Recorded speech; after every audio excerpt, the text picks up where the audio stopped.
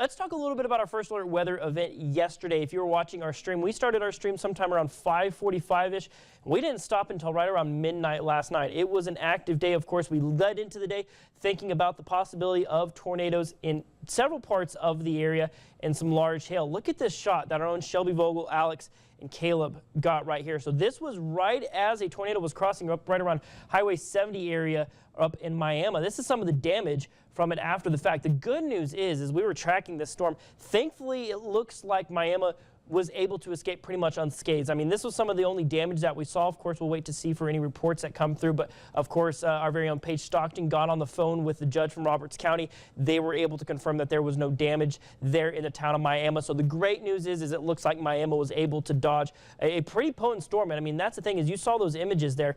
That tornado was only able to be seen when it was illuminated by lightning. You can see some of that lightning in that storm. That's that storm that ultimately ended up producing that tornado. So big shout out to Shelby, Alex, and Caleb for being on that storm and of course keeping tabs on it for us. They did a great job chasing.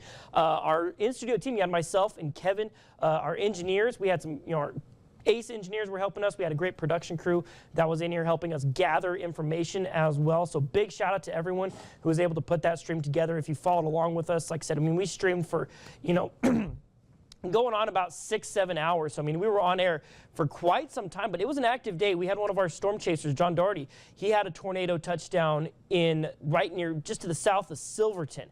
That was a pretty wild storm that we were keeping tabs on. Thankfully, it was on the ground for a short period of time before it left the News Channel 10 viewing area. But the good news is we have these streams here at News Channel 10. This is something we pride ourselves on, our first alert weather coverage. We have our Atlas out. We have our storm chasers out in the field. And then, of course, we have our studio coverage. If you're watching our stream yesterday, you saw every tornado as it touched down live. You were able to keep up with exactly what was happening as it was happening, and so we really pride ourselves on that. So when we do have severe weather, you see those streams pop up. Of course, we're not just getting on just to look at radar and just sit there and stare at that for a while. Of course, we're trying to give you every possible look to let you know what these storms are doing, where they're at, and of course, who might be impacted. We had a tornado warning up near Morris as well. To the best of our knowledge, the tornado did not touch down there.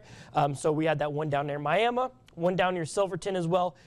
So far, from what we know, very minimal damage done. We're super thankful for that. Miami is definitely blessed that it wasn't a direct hit there on town, because coming in at night like that is definitely a nerve-wracking thing. And like I said, re-racking for the possibility of some severe weather going into today. Thankfully, most of those risks that we did see yesterday are a little bit lesser. Of course, that cold front's going to be a key factor on things, but this is kind of your heads up. Download the First Alert Weather app. We publish frequent updates there. You can see radar. You'll have Doppler Dave's own voice tell you when there's a warning issued for your area. NewsChannel10.com, our live streams there, and of course our social media pages, great places to keep up with what's going on. We love interacting with our viewers, of course keeping everyone in the know on what to expect. Like I said, that's what we live for here on the First Alert Weather team. So we're going to strive to continue to keep providing great coverage for you all. Like I said, there's some of those great images from those storms, and like I said, thankful that everyone is okay. And speaking of your